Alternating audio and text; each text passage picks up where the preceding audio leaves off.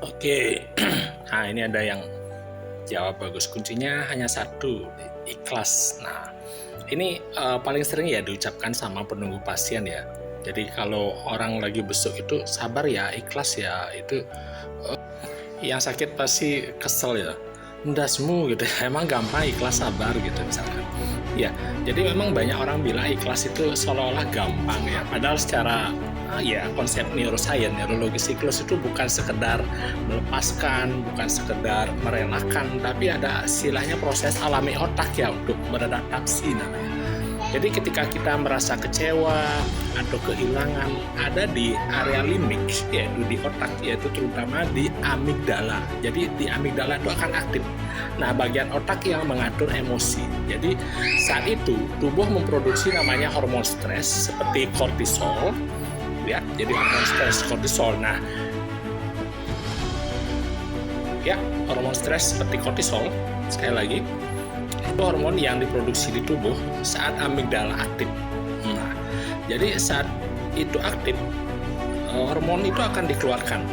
Nah, begitu kita merasa kecewa, kehilangan, langsung aktif amigdala itu, sehingga bagian otak yang mengatur emosi, yaitu amigdala ini, yaitu juga memproduksi banyak hormon, yaitu hormon stres. Namun di saat kita mulai menerima acceptance, menerima kenyataan dan berkata dalam hati, ini memang menyakitkan, tapi aku belajar merelakannya, maka prefrontal cortex yang di depan ini, bagian otak yang mengatur logika dan keputusan, mulai mengambil alih. Nah, proses ini membantu menenangkan amigdala dan bisa menurunkan stres. Nah, dopamin dan serotonin akan pelan-pelan naik. Nah, dopamin dan serotonin naik akan memberi rasa lega, tenang, dan lapang. Jadi ikhlas itu bukan lemah, tapi tanda otak dan hati lagi bekerja sama untuk bangkit dari luka. Jadi ini bukan tentang melupakan ya, tapi belajar berdamai. Nah, apa yang terjadi saat kita ikhlas dari perspektif neuroscience ya, yang saya baca dan saya pahami, yaitu yang pertama, awalnya tubuh merespon luka sebagai ancaman. Jadi saat kita kecewa, kehilangan, atau tersakiti, maka amigdala, yaitu pusat alarm emosi di otak itu aktif, tubuh memproduksi kortisol, seperti tadi saya jelaskan, yaitu hormon stres. Ini akan membuat jantung berdebar, napas pendek, pikiran kalut. Jadi otak dalam mode fight and flight gitu. Terus yang kedua, saat mulai ikhlas, otak berpindah ke mode reflektif namanya. Jadi ketika kita berkata, ya sudah, mungkin ini memang jalannya, jadi prefrontal cortex itu aktif. Ini bagian otak untuk berpikir jernih dan mengatur emosi. Jadi otak mulai menyeimbangkan sistem saraf di mana kortisol itu turun dan hormon dopamin dan serotonin itu naik. Itu akan memberikan rasa tenang, lega, dan juga memberikan harapan seperti itu.